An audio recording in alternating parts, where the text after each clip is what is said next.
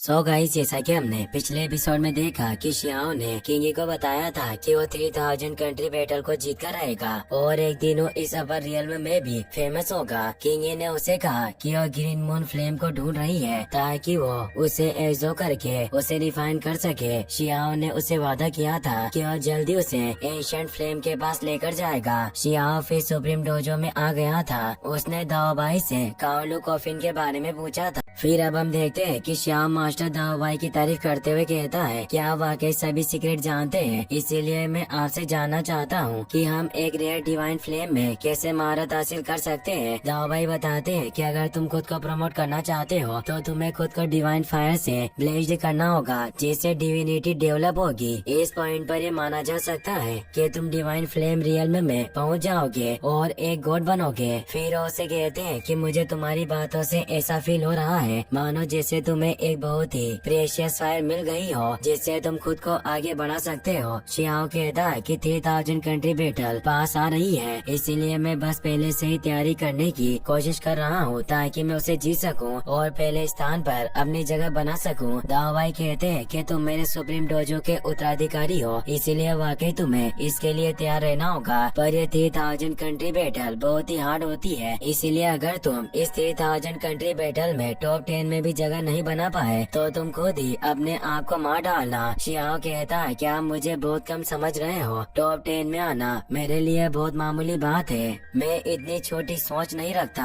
दाओबाई कहते हैं कि तुम बहुत ज्यादा एरोगेंट यानी अहंकारी हो रहे हो। क्या तुम नहीं जानते कि इस अपर रियल में की 3000 कंट्री बैटल में 3000 राज्यों के लोग भाग लेंगे जिनके पास एयरलेस टैलेंट और कई सारे जीनियस लोग हैं, इसीलिए टॉप 10 में प्रवेश करना भी बहुत ही मुश्किल होता है। शियाओ कहता है कि मोटल पैलेस का उत्तराधिकारी डी चोंग क्या अपनी जनरेशन का सबसे स्ट्रॉन्गेस्ट जीनियस है, पर मैं निश्चित रूप से उसे हरा सकता हूँ और मैं बाकी सभी को भी हरा दूंगा। दाओबाई कहते हैं कि तुम मेरे सुप्रीम डोजो के उत्तराधिकारी हो, इसीलिए इमोर्टल पैलेस के उत्तराधिकार को तो तुम्हें हराना ही होगा और ये तुम्हारे लिए बहुत नॉर्मल होगा। लेकिन इमोर्टल पैलेस के अलावा भी बहुत सारे स्ट्रॉन्ग जीनियस है। तुम इस दुनिया को बहुत छोटा समझते हो, पर यहाँ कई सारे टैलेंटेड लोग भरे पड़े हैं। शियाओ कहता है कि क्या इस 3000 कंट्री बैटल में कोई हिडन मास्टर भी पार्टिसिपेट करेगा जो बहुत ही ज्यादा खतरनाक हो। दाओबाई बताते हैं कि 3000 कंट्री बैटल जीनियस लोगों के बीच लड़ाई का एक जरिया है और ये बैटल कुछ हजार या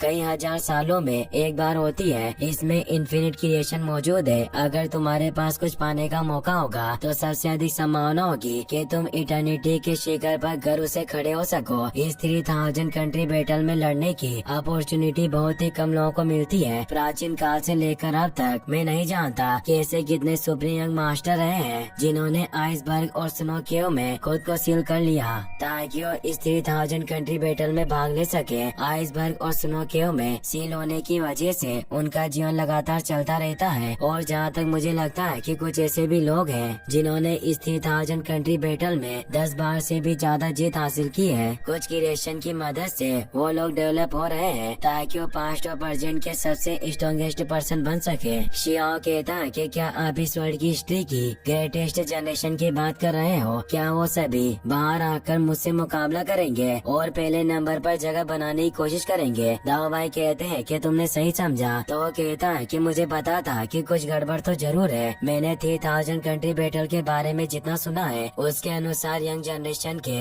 डिवाइन फ्लेम रियल्म तक के पेटिशनरी इसमें पार्टिसिपेट कर सकते हैं और जो ग्रेटेस्ट जनरेशन इसमें भाग लेगी क्या वो पहले से ही डिवाइन फ्लेम रियल्म से ऊपर के रियल्म में होंगे? तो फिर वो इसमें पार्टिसिपेट कैसे कर सकते हैं? दाओबाई बताते हैं कि ग्रेटेस्ट जनरेशन के लोग बहुत ज्यादा दृढ़ता के साथ खुद को डिस्ट्रॉय करते रहते हैं ताकि डिवाइन फ्लेम रियल्म में पहुंचने के लिए खुद को फिर से तैयार कर सके। बहुत से लोग जो इस पद्धति को अपनाते हैं और उन्होंने कई बार खुद को रिमॉडल करके इस कंपटीशन में भाग लिया है, इसीलिए डिवाइन पाथ की फाउंडेशन एक्सट्रीमली सॉलिड है। शियाओ को गुस्सा आता है और वो अपने पावर को एक्टिवेट करता है। वो वेनरेबल रियल्म के कॉन्सेमेट स्टेज पर पहुंच गया था। वो कहता है कि मैं सभी को बता दूंगा कि सबसे ताकतवर कौन है। दाओबाई भी उसके जोश को देखकर खुश होते हैं और कहते हैं कि तुम वास्तव में मेरे सुप्रीम डोजो के उत्तराधिकारी बनने के योग्य हो। अगर तुम्हारा सामना स्ट्रॉन्गेस्ट प्रीसियस फायर से होता है तो इसके लिए fire control technique, fire execution technique और बाकी सभी टेक्निक बेकार होगी। सबसे इम्पोर्टेंट बात यह है कि तुम्हें प्रीसियस फायर को कंट्रोल करने के लिए उसके साथ बातचीत करनी होगी, जिसके लिए तुम्हें फायर के साथ कम्युनिकेट करने की टेक्निक को सीखना होगा, जिससे तुम उस फ्लेम की स्वीकृति प्राप्त करके उसे रिफाइन कर पाओगे। अब वो अपने हाथ से एक फॉर्मूला निकालते हैं और उसे शियाओ को दे देते हैं और कहते हैं कि तुम्हें इसे सीखना होगा। शियाओ कहता है कि यह क्या चीज है। दावाई बताते हैं कि एक ऐसी स्किल है जो एशियन इमोर्टल एरा से प्रसारित होती आ रही है। इसकी मदद से तुम एशियन लैंग्वेज को ट्रांसलेट कर सकते हो, जिसकी मदद से तुम फ्लेम से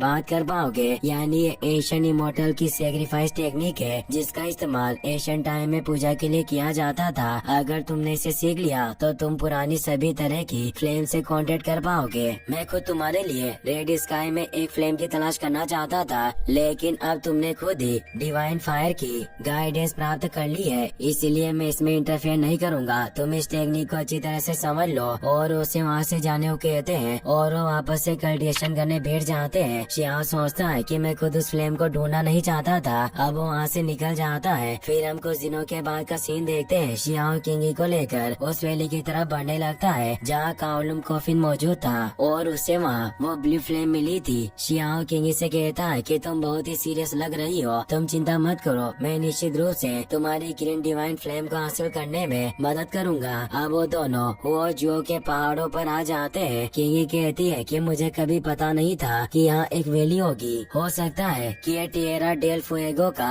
बिगेस्ट सीक्रेट हो। टिएरा डेल फुएगो एक इमोर्टल माइन है जिसमें से सेवल कलर इमोर्टल मेटल मिलता है। शियाओ अब किंगी को लेकर वैली में मौजूद अंडरग्राउंड सेट के अंदर ले आता है। किंगी देखती है कि वहाँ की दीवारें काफी पुरानी है। वो उसे कहती है कि एशियन इमोर्टल के खंडर है। यहाँ बहुत ज्यादा धूल है, जिससे ऐसा लग रहा है मानो ये जगह कई सालों से बंद पड़ी हुई थी। शियाओ से कहता है कि वही जगह है जहाँ मैंने कुछ समय पहले उस एशियन फायर का सामना किया था, पर मुझे पता नहीं है कि क्या आज फिर से मेरा उस फ्लेम से सामना हो पाएगा या नहीं। शियाओ अब वहाँ किंगी के साथ उस फ्लेम को ढूंढने लगता है। वो फ्लेम ऊपर बादलों में छिपी हुई थी, इसीलिए शियाओ को दिखाई नहीं देती, पर वो आसमान में रोशनी देखकर हैरान था। तभी उसे बादलों में छिपी हुई वो फ्लेम नजर आ जाती है। किंगी कहती है कि तुम सही थे, ये ग्रीन मून फ्लेम है। तभी वो ग्रीन मून फ्लेम उन पर अपनी रोशनी छोड़ती है, जिससे उन दोनों के कपड़े पूरी तरह से जल जाते हैं। शियाओ किंगी की तरफ देखने लगता है, पर उसे पीछे देखने से मना करती है और वो दोनों अपनी पहाड़ से वापस से कपड़े पहन लेते हैं। वो फ्लेम अब उन पर हमला करती है तो शियाओ भी उस पर हमला करता है, पर वो फ्लेम शियाओ के वार को खत्म कर देती है। ये देखकर शियाओ कहता है कि इस फ्लेम की पावर वास्तव में अमेजिंग है और वो उसके हमले से दूर हो जाता है। तभी वो फ्लेम किंगी पर भी हमला करने लगती है। शियाओ उसके आगे आ जाता है, पर उसके हमले से उन दोनों के कपड़े वापस से जल जाते हैं और उन दोनों ने एक दूसरे की बॉडी को देख लिया था। किंगी शर्मा कर पीछे मुड़ जाती है। शियाओ कहता है कि मैंने जानबूझकर नहीं किया। किंगी उसे कहती है कि हमें ग्रीन मून फ्लेम को लापरवाही से नहीं देखना चाहिए, वरना हम पर दोबारा हमला करेगी। शियाओ कहता है कि तुमने सही कहा, हम लापरवाही से काम नहीं ले सकते। मैं इसे कांटेक्ट करने की कोशिश करूंगा। और रूट ट्रांसलेटर टेक्निक को एक्टिवेट करता है, जिससे वो एशियन फायर के साथ कम्युनिकेट कर सकता था। और वो अपनी उस टेक्निक से एक एनर्जी छोड़ता है जो उस फ्लेम के पास चली जाती है और वो उस एनर्जी की मदद से उस एशियन फायर से बात करने लगता है। और वो किंगी को बताता है कि ये फ्लेम हमारे कपड़े इसलिए जला रही है क्योंकि हमें चेतावनी देना चाहती है कि हमें समय बर्बाद नहीं करना चाहिए। हम इससे लड़ नहीं सकते और अगर हमने इसके खिलाफ उंगली उठाई तो ये उसे एक चेतावनी समझेगी और हम पर हमला करेगी, इसीलिए हम उत्तेजित होकर काम नहीं कर सकते। और वो किंगी से कहता है कि तुम्हें इसे एजो करने का एक तरीका सोचना होगा जिससे तुम पर हमला नहीं करेगी। किंगी उसे कहती है कि तुम ट्रांसलेशन रूट की मदद से इससे कम्युनिकेट करना चाहते थे, जो एक सीक्रेट मेथड है। और जब मैं बोटियन हॉल में थी तब मैंने भी इस सीक्रेट मेथड को सीखा था, इसीलिए मैं भी कोशिश करूंगी। हो सकता है कि मैं इसे रिफाइन करने के लिए मना लूं। और अब वो अपनी सीक्रेट ट्रांसलेशन रूट टेक्निक को एक्टिवेट करती है और अपनी मर्जी से उस एशियन फ्लेम से बात करने लगती है। किंगी शियाओ को बताती है कि इसने हमारी बातों को एक्सेप्ट कर लिया है, इसीलिए अब मैं इसे रिफाइन करने की कोशिश कर सकती हूँ, पर तुम्हें मुझे प्रोटेक्ट करना होगा। शियाओ कहता है कि तुम चिंता मत करो, तुम आराम से इस ग्रीन मून फ्लेम को एजो करो, कोई तुम्हारा कुछ नहीं बिगाड़ पाएगा। तो किंगी अब ऊपर उस फ्लेम के पास जाने लगती है और अपनी टेक्निक से उस ग्रीन मून फ्लेम को एजो करने लग जाती है। शियाओ सोचता है कि किंगी वास्तव में इसे एजो कर सकती है, पर मैं जानने के लिए उत्सुक हूँ कि क्या मैं इस मेथड का इस्तेमाल करके इसे रिफाइन कर सकता हूँ या नहीं, क्या एशियन फायर को एजो करने के और भी मिस्टीरियस तरीके हैं। तभी किंगी को उस फ्लेम को एजो करने की वजह से दर्द होने लगता है और उसका इनेट ऐसे सीट हो रहा था। शियाओ ये देखकर घबरा जाता है। वो ब्लू मून फ्लेम किंगी के पास आने लगती है जिससे उसे बहुत ज्यादा पेन होने लगता है। इसी के साथ ये एपिसोड यहीं पर खत्म हो जाता है। गाइस, अगर आपको वीडियो पसंद आया हो तो इस वीडियो को लाइक करने के साथ साथ चैनल को सब्सक्राइब जरूर कर लेना। मिलते हैं नेक्स्ट वीडियो में। Thanks for watching.